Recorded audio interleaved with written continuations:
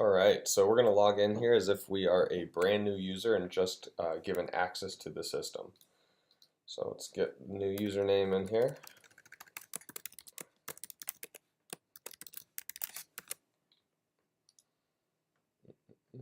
And the first thing it's going to ask for us to do is reset our password, so let's go ahead and do that.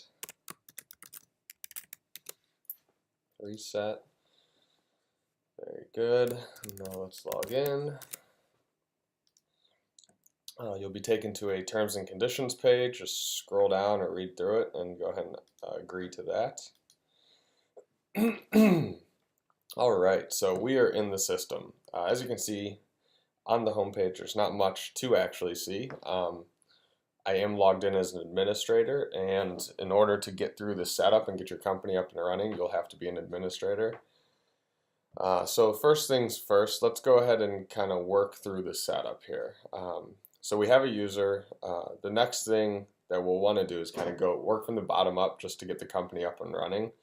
And then we'll be able to add an employee and link that employee to a user. And once you link an employee to a user, you're good to go. You can start clocking in and clocking out.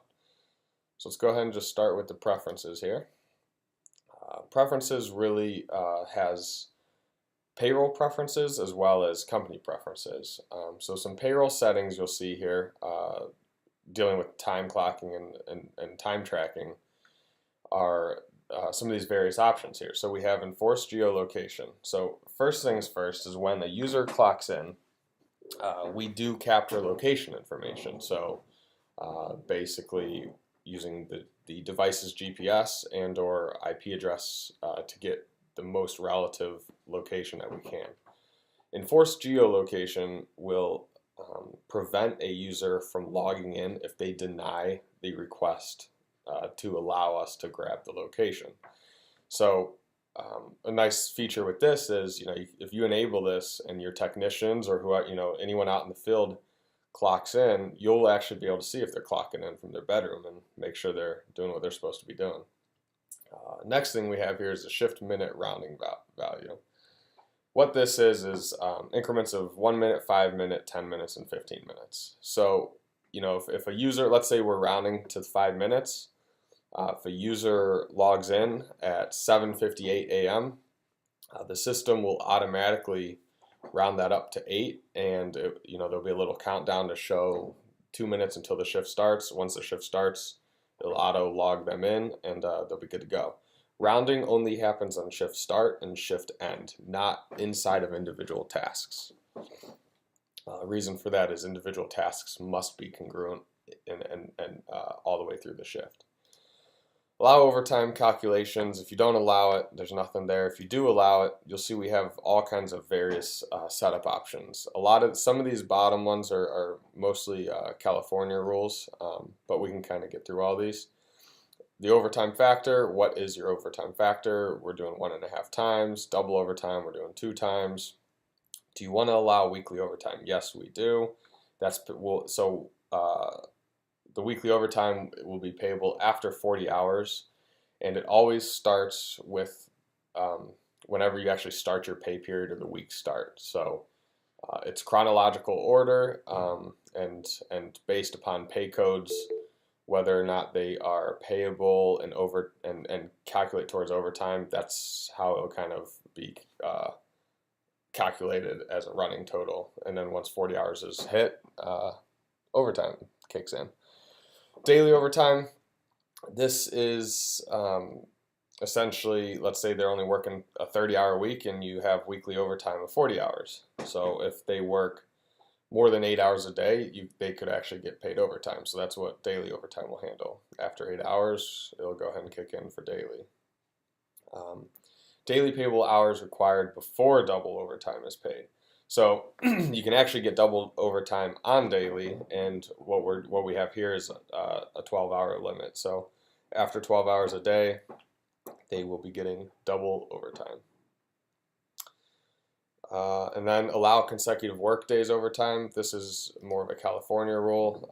We just have consecutive work days is 7 days at 8 hours a day.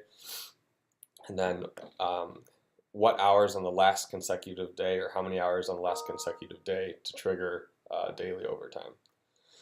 All right, so that covers the time clocking. Next thing that we need to cover is these appointment defaults. This is really geared towards if you are an AlarmBiller customer and or a Sedona office customer. Dispatch code and arrival code, these are just pay codes, so we have a drop down here to choose from pay codes. We'll go over the pay codes here shortly, but these are just default values, and you'll see more in a little bit. Next, we have the payroll provider and export. Some of these features here are, we'll jump over this require employee approval for a second here. Default payroll provider, paychecks, and then we have generic. Really, generic can cover just about any payroll provider to get, to export the correct data and then get that imported into their system. But we can add more. It's pretty easy and straightforward. We just need to get the information from your payroll provider. Payroll company number, it's just your number that's associated with your payroll provider account. The next thing you'll see here is the detailed payroll export. The detailed payroll export is something that handles breaking or grouping pay codes down by the actual pay code. So a normal payroll export is kind of like the employee, and it'll have the lines for an employee, say regular, overtime, unpaid, holiday, etc. Those are kind of your typical. But the detailed payroll export will actually break it down in that same fashion, but it's going to group it by the pay codes of the tasks that your employees have worked on. So the payroll company could actually get, the tasks such as dispatch or arrival, and they'll actually be able to see it broken down into that structure and see, how much money they made for each individual task. Payroll notification job. This is going to be an important one to keep your managers on top of their game with approving payrolls, as well as you can up above here. There's this require employee approval. So essentially, what we have here is the payroll notification job. You can read this, but it actually, when a pay period ends, it will send pay group managers an email, saying that there's a open pay period that they need to approve, and as well as if you have the require employee approval checked up above, that will also send the employees, the approval email. So employees would need to go in and approve, and then the manager can go in and approve. And once it's approved, they have the ability to then export the payroll.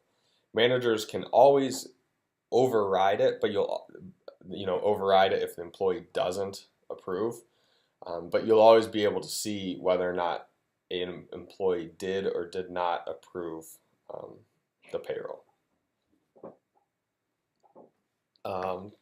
So company preferences here, pretty basic. We just have your company name. In this case, we called it Sedona Office. Kind of matches our prefix up, our company prefix up here. The address, company address, phone, email, and then you have your logo. So the logo matches up here. So that's pretty much it for your payroll settings and company preferences. The next thing we need to get into before we jump, let's actually jump up here into pay groups. So pay groups are your payroll structure. You can see we have biweekly, monthly, office workers, service. So these are all pay groups that we've already created. If you want to add a new one, you can go ahead and, let's just say it's IT work, or we'll do IT department. And we'll say, they're on a biweekly schedule. It does default in some values here, so you'll see today is June 1st, so it starts with that. We cannot go back into the past for it, so it's going to start, once you get up and running with the system. And then we automatically default in 2 weeks for the first paycheck date, so it's the day after 2 weeks, so the 15th. You can change these as you want, does not matter, and we can add a description. We'll just do the same thing, IT department, and go ahead and add that. So what it did is it added it. We can see it's bi-weekly, and it creates the first pay period the first pay date, and then we can also see the next and upcoming pay period. So within a pay group, there are some things that you need to set up. For instance, we have no employees added, so we will go ahead and add an employee to this pay group here shortly, and you'll be able to see all employees that are part of this pay group right here in this grid tab. The next thing is we need to add a manager. So we need to add someone who's actually going to take care of this pay group. Now, administrators can take care of any pay group. They have complete access to the system. They can see everything. But what administrators don't get are the those pay period review emails.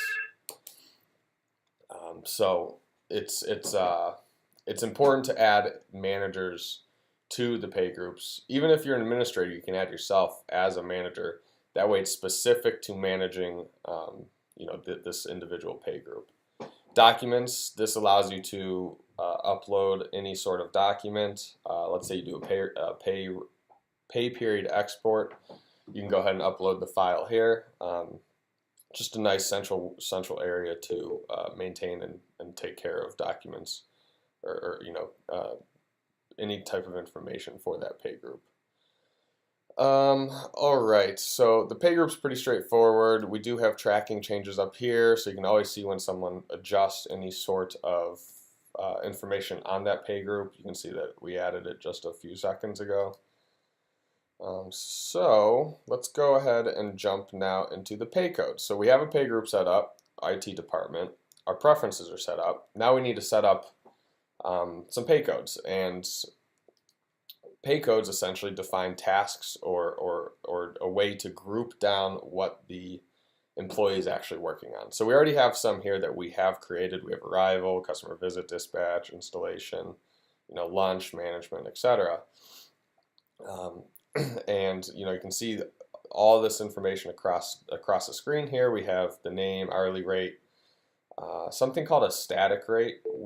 This is really geared towards a Sedona Office customer. So we'll kind of swing back around with this.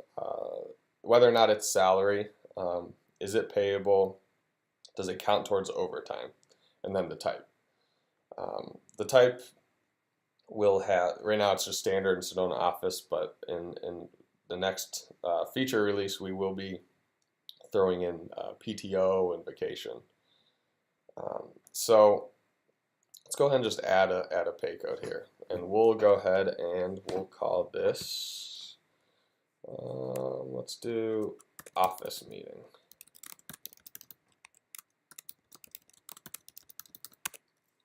So the hourly rate is just a default rate.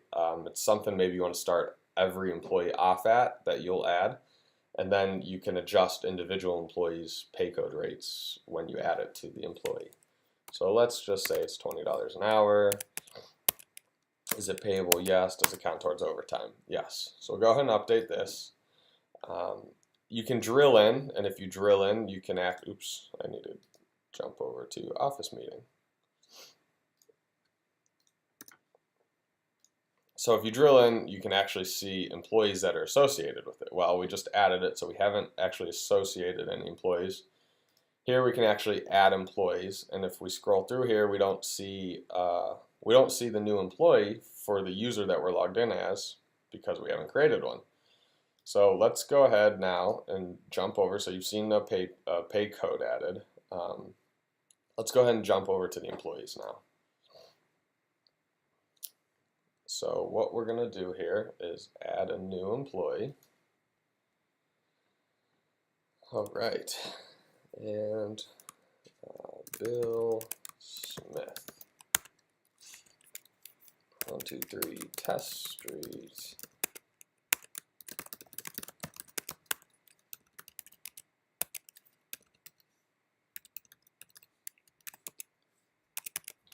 Okay.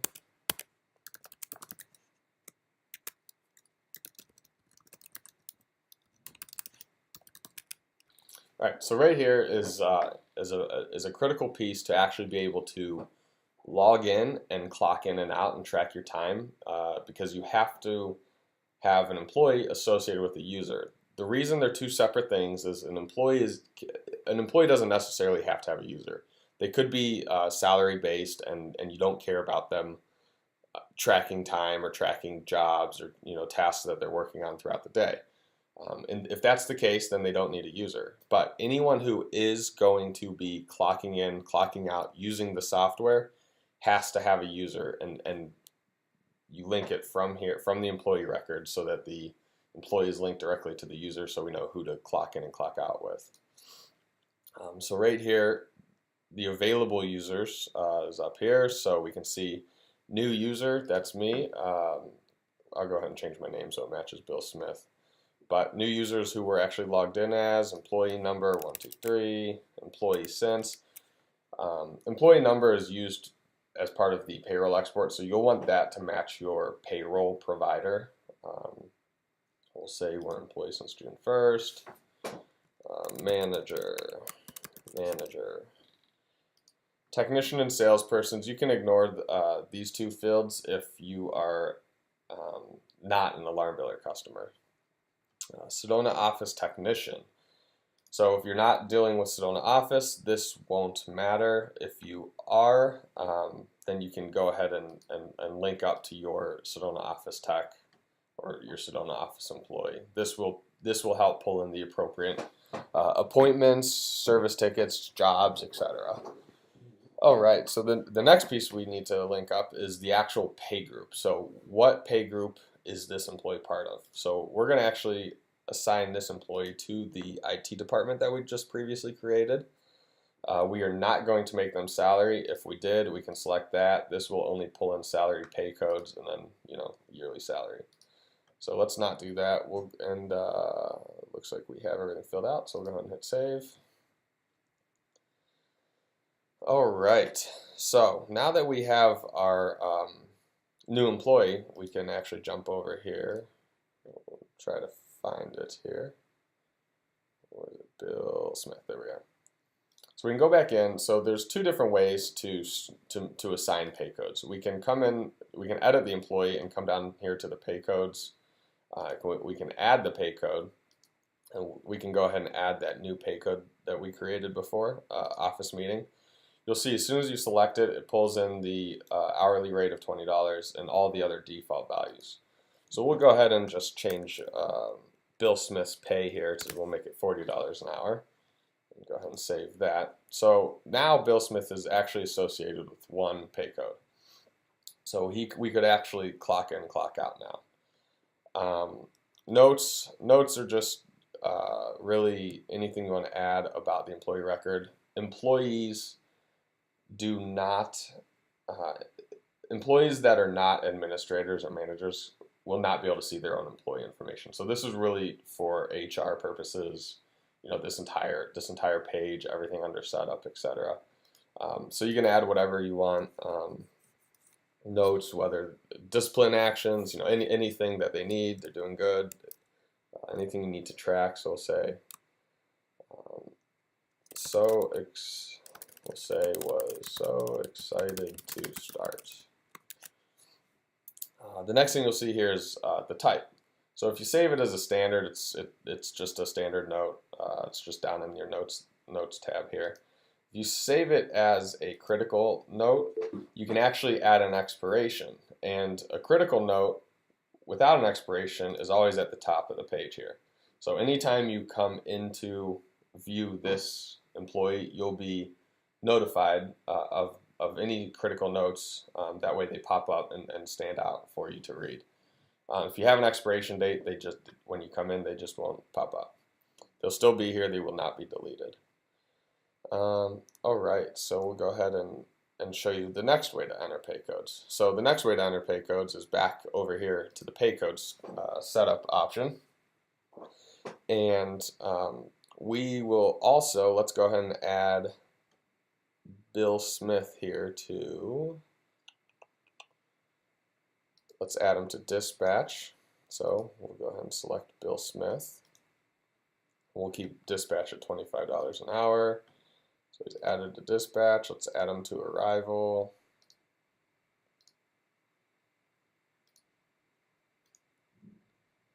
And let's add one more for just our standard.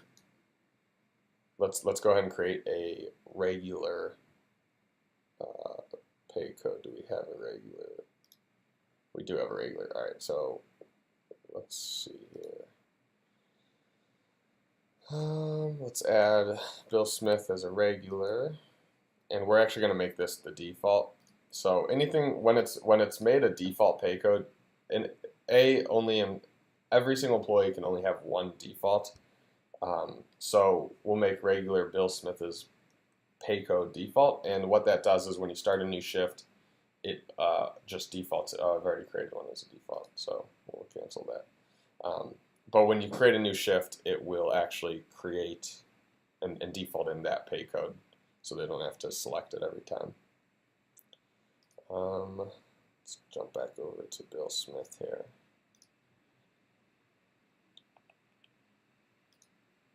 I want to undo it. Oh, it looks like we didn't have a default. Let's try that again.